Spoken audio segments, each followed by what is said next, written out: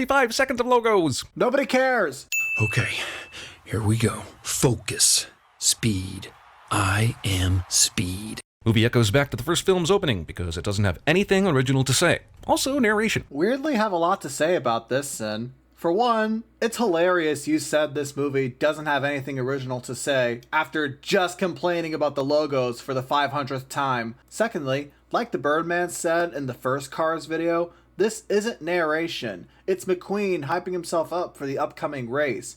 Thirdly, I personally think this was Pixar's way of letting the audience know that this is the true sequel to Cars that Cars 2 was not. Yes, I know there will be people in my comments that'll say they like it. I can already see it coming. But it's too much of a tonal shift from the first one, and it makes sense for this movie to try and get back on track. No pun intended. One winner. 42 losers. This is the same opening as the first movie, minus the Sheryl Crow. Okay, now this is getting ridiculous. You just complained about logos a second ago. You have no right to talk. That ain't racing. For each airing of this film that used unreleased posthumous audio for this character, each of Paul Newman's salad dressings receives 1 cent. Hey, I'd rather have reused audio over trying to recreate dead actors' faces just for nostalgia reasons. Looking at you, Flash. Putting your movie title on a Jumbotron is cute, but Kiss Cam still plays better with crowds of all sports. Pointing things out on the screen. Bye, Cal. See you next week. I'm pretty sure Cars 4 is going to be about how Cal has had enough and becomes a serial killer. Cool. But that should be a sin for Cars 4, not Cars 3. Hey, Bobby. Who is that? He's a next-generation race car, inexplicably voiced by Armie Hammer. Better than you in every way, but somehow he was built, added to the circuit, and enrolled in this race without you ever hearing about him, or the media even knowing he existed until now? Granted, I'm not sure how McQueen didn't hear about him, but the media did, since Bob Cutlass and Daryl Cartrip call Storm by name. Holy cow! It's Jackson Storm for the win! Jackson Storm is part of the next generation of high-tech racers, unlike the veterans of yesterday. What, old-timers like this guy? Cars 3, get off my lawn. That wasn't a very funny joke, and I assume you're using this joke to say this movie is using age as one of its main themes. Just wondering though, why is that a sin? Please elaborate. We've got 6 more next-generation rookies in the field. This is as good a time as any for me to once again ask where these f***ing cars come from. Factories? Are they fitted with personalities in a factory? Did 2 former race cars have sex and create a more advanced race car? They're treated like individual people, but this whole next-gen nonsense suggests that they're just machines being created by some big-ass god car in the sky. I found a wiki article that explains that these cars come from a manufacturer called Next Gen. I'll admit, I'm not entirely sure how these things work, but there's an answer to your question at least. Cal Weathers, he's hanging up his light years. No comment on that either. Did a bunch of the Pixar creative staff get together and decide that doing a movie about retirement and getting older was what the kids today wanted to see? There was more life in Up, which is a movie that has an old retired guy as the lead character. Let's keep in mind that kids are not the only ones who are watching this movie. This movie came out 11 years after the original Cars, so kids who watched that movie are older and would understand that retirement is something that has to come someday in their adult life. It's similar to the long time gap between Toy Stories 2 and 3. Thankfully, when Doc died, it was discovered his will specified that any of the townsfolk could enter his garage and watch his old racing films for inspiration. Yeah, I'm pretty sure Doc would want McQueen to watch his old races. Your history moved right on to the next rookie standing in line. Movie pads out its runtime, which is already too long, with archival footage of the Paul Newman character. I'm just waiting for a CGI Grand Moff Tarkin to pop up randomly. Considering you need your hand held a lot when watching these movies, I think you need this refresher. Not to mention, this is meant to show that McQueen could potentially go down a similar path that Doc did. Been thinking about Doc again? Why? Because I'm sad and in Doc's garage staring at old Doc racing news clippings? Jeremy yells at the screen. And you can either take it, or you can do what you've been doing, sitting. Aren't they always in the same position? So couldn't you argue that they're always sitting? Biggest problem with the Cars universe is that the dialogue is full of humanistic expressions that don't fit into the parameters of their universe. She's obviously saying that McQueen has been parking here without fuel. And no, the biggest problem with the Cars universe is that the world around them looks way too similar to the human world. I get that after the reception of the second Cars movie, the creators wisely realized that less Mater is better. However, couldn't they have tried no Mater? No, I don't think so. Mater was an important character in the first film because he helped McQueen's character arc. I feel like they overcompensated a little too much with less Mater, but I understand the hesitation, especially after they tried to make him a secret agent. Gosh, Cars 2 is over a decade old, And that's still weird to think about. If I'm gonna be faster than Storm, I need to train like him. No, you need to be rebuilt to have 2% lower drag coefficient and 1.2% higher top speed. He's literally better than you in every way. And you already used that turn right to go left thing in the first movie, so you cannot win. It's impossible. I agree. And guess what? So does the movie. The writers are aware that McQueen will never be fast enough to beat Jackson Storm. That is something that he tries to deny for the whole thing before he finally accepts it and allows Cruise to take his place at the end. Instead of Life is a Highway by Rascal Flatts, this movie's driving montage gives us this. Didn't you criticize this movie for copying the first film? Now you want it to play the same song? Electronic suit. With it, we'll be able to track your speed and your vital signs. Things we previously could not track, apparently. Gotta have the next-gen plastic wrap paint job if you want to track a racer's speed. That sounds normal to me. I mean, think about the real world, when we had to write down phone numbers, only keep them at home, payphones were a thing, and now we can fit one in our pocket and have it go with us wherever we go. Not taking a nap! Character insists he's not going to do something, only to do said something in the next scene cliché. Scene manipulation. McQueen does not take a nap in the next scene. The movie literally cut past the nap. It shouldn't be this hard, should it? No, it should not. Can you please explain yourself? Because I think it makes sense that it is this hard, since McQueen isn't very tech savvy and has spent his entire life racing for real. All the other cars who have had to use this are implied to have started with this simulation before racing on a real track. I mean, that's what happened with Cruise. I am fine, Cruz, I can do it! This is the first movie all over again. Someone's trying to help him, but Lightning is too stubborn to realize it and accept that help. Says the guy who started this video complaining about studio logos again. You have crashed. So the simulator has a response set up if you crash into it. How is it even still functioning? No, it's more likely a glitch. You are about to become the biggest brand in racing. We are talking saturation on all continents for every demographic. Movie deals, infomercials, product endorsements. Nice of Pixar to include a scene that pretty much sums up the only reason Cars 3 was made. Funny, but that joke belongs to Cars 2. Oh, okay. Cars 3 recycles the Wall-E joke about the Apple boot-up noise that was only kind of cute in Wall-E. Oh yeah, you sent Easter eggs too. Almost forgot. Hey, what was my speed? Can he not see the speedometer because his eyes are in front of the dash in the windshield? Can't really think of a reason why a car, sentient or not, would ever need to ask this question to someone else. So you just explained why it makes sense for McQueen to not be able to see the speedometer? And you still don't get it? Is this movie about training Cruise or McQueen? Oh wait, I just realized how this movie's gonna end. Well, yeah. You need the setup so the payoff can work. That's kind of how stories work. Hey, how am I gonna get faster if I don't... Might be the first ever instance of the street sign ex machina sin. Considering going to Thunder Hollow doesn't solve all the movie's problems. What are you talking about?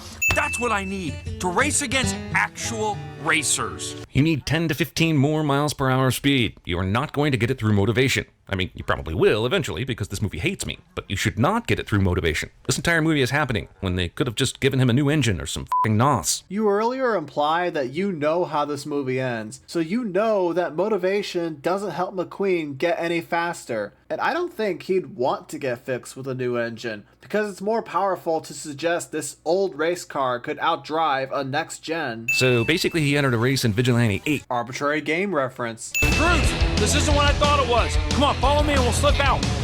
I wonder how many audience members shared the same sentiment 10 minutes into this movie. Wait, what did you expect going into this movie? I'm genuinely curious now. Rule number 3, no cursing. It's family night. F***ing goddamn dick bitch. Okay, that made me laugh. Right to go left, turn right to go left. I'm glad this extended and utterly useless country track race scene found time for yet another callback to the first movie. Says the guy who... Every mile of this trip was to get me faster than Jackson Storm. I can't get any faster because I'm too busy taking care of my trainer. But you chose all the destinations, bro. From the beach to the country dirt track race. Bitching out Cruise is just more selfish behavior, which has become the norm for you. God, Lightning McQueen may be the biggest dick of a protagonist in the history of film. He's not blaming Cruise for those things. Cruise is happy that she won a race, and McQueen is frustrated that she seemingly doesn't understand that the upcoming race could potentially be his last one. I've wanted to become a racer forever. Because of you. Because of him? Really? He's a selfish dickhead. He won a lot, sure, but this is like wanting to become an NFL player because of Tom Brady. That sounds a lot like the people who hate Joy in Inside Out because her trying to push sadness out of the way was wrong. Just like those people, what you're failing to recognize is that that was the point.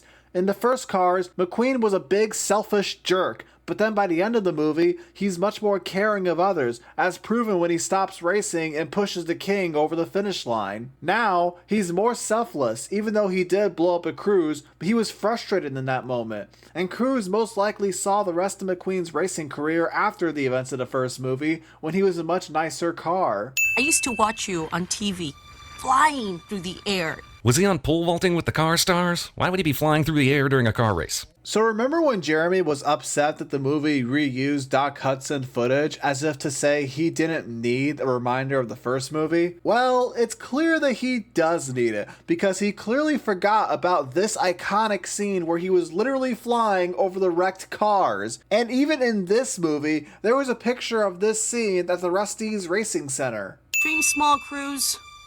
That's what my family used to say.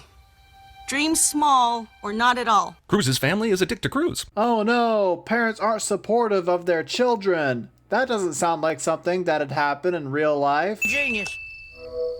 Well, hey there, buddy. Lightning needs 10 to 15 more miles per hour to win this race, so naturally he calls Mater for moral support. This proves even further that McQueen and Mater are true friends, since McQueen asks him to give him advice like a true friend. Honestly, this one scene portrays their friendship much better than the entirety of Cars 2. I'm sorry, Cars 2 fans, but that's just how I feel. That's just it, Mater. I don't know. I feel like I'm all out of ideas. Pixar's new slogan. Man, now I wish I could have done this video years ago, because now with sequels like Inside Out 2, Cars 4, and Toy Story 5 all coming, this does seem more accurate now. Fine, I'll remove another sin for a good point. I'm sorry. I'm sorry. I'm sorry that I yelled.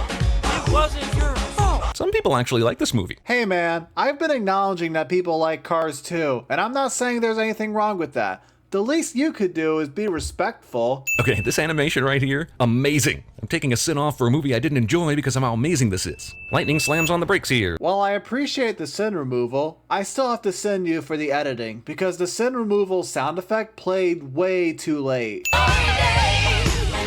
Apparently these older cars just like to sit around in a bar and listen to songs about how f***ing old they are. Cars 3 might be the saddest animated movie since Bambi. Hello? The good dinosaur is right there. Racing wasn't the best part of Hud's life.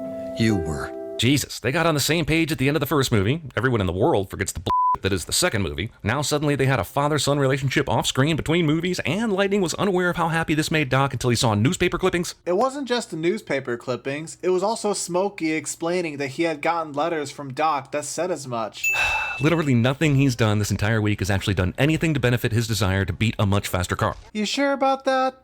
Because I feel like racing on the track with Cruz standing in Storm's place did just that. This tractor version of how Simba killed his father is supposedly teaching something to Lightning. Supposedly. Arbitrary movie reference. Drafting? I've never had to do that. Yeah, that's when you were fast. Now you're slow. But couldn't they just add parts to McQueen to make him faster? They had to repair him after the crash, so why would adding a better engine or something along those lines be such a stretch? How many times have I said you repeat yourself a lot despite criticizing this movie for repeating things? Hurry this along, boy. Mac shares the sentiment of anyone who watches this movie. You literally just made the case that some people like this movie. Now you're saying that those same people agree with this sentiment? Well, it won't be enough to catch Storm. Considering he started dead last? But how is he catching up with all these other cars? If they're the same variety and build as Storm, then wouldn't they be as fast as him? The movie has made it clear multiple times that Jackson Storm is the fastest car here, so this implies all the other cars aren't as fast, so McQueen can still pass them. Take out that spoiler and those racing tires. You look ridiculous. You are a trainer, remember? Not a racer. Okay, now 100% certain Lightning will accept retirement and train Cruz. Thanks for tipping your hand, movie. Except Lightning doesn't retire, so... No, not me! Her! They're not gonna let you just replace yourself with your trainer mid-race, dude. I mean, wait, they are gonna let him do that? That can't be legal. The rules only say the number has to be out there.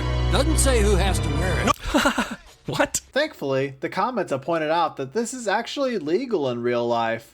So, what's the problem? Today's the day, Cruz. You're getting your shot. What? I started this race, and you're gonna finish it. Wait, what? So everyone wants to see McQueen get his one last shot of glory, but we're now going to have to watch Cruz? I don't recall the Rocky movie where after 3 rounds, Rocky put his gloves on Paulie and said, go get him. Didn't you say this earlier? I just left. It was my one shot, and I didn't take it. Well, something tells me this bag of cliches movie will give you that chance to race you thought was gone forever. Did you forget about that too? Cruz screwed up her first chance at racing, and now McQueen is giving her another one. And she's been training for this race without knowing it, so she's qualified. That Rocky reference doesn't work because Polly wasn't a boxer. Also, what makes Cruz's car type able to compete with these new models? She looks like she's in the same class as McQueen. So how does she end up winning this race, especially when she's so behind? Cruz was literally a kid when she watched McQueen. This heavily implies she's a newer model, and so is much more equipped to compete against these newer cars. And she wins because she has training from Lightning McQueen, who got training from Doc Hudson, 2 of the best race cars in history. Tell her she's a fluffy cloud. Or just put a headset on McQueen, since he's her trainer now. They do that. And yes, they're going to do that, but only after 3 of these tell her this moments. Oh, you know that. And yet still send this? Cruz follows a psychological cliche of picturing everyone as naked tractors to get over her anxieties, so she can win the race. Pointing things out on the screen. Intentionally ramming another car into the wall for a half turn to the track should be illegal as f***. This is not bumping. This is attempted murder. I mean, Chick Hicks did way worse when he raced, and that was apparently perfectly fine. Here's that Doc wall flip move, and I wrote this movie screenplay in my sleep. Sending this scene for any reason. Hang on now. Smokey knew they were about to add lightning to the winners list before the Jumbotron changed. He's f***ing psychic. Jeremy doesn't understand scenes happening at the same time cliche. I'm actually more worried about what Tex is gonna say, considering he, bought Rusty's. Thanks, Tex. Well, glad that was wrapped up so neatly. Now on to Cars 4, The Revenge of Cow. And fittingly enough, you end this video by repeating a previous sin. Despite the fact that you... Never mind, you guys get the point.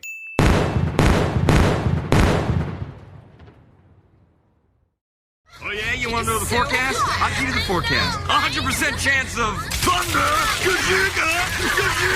Say it with me.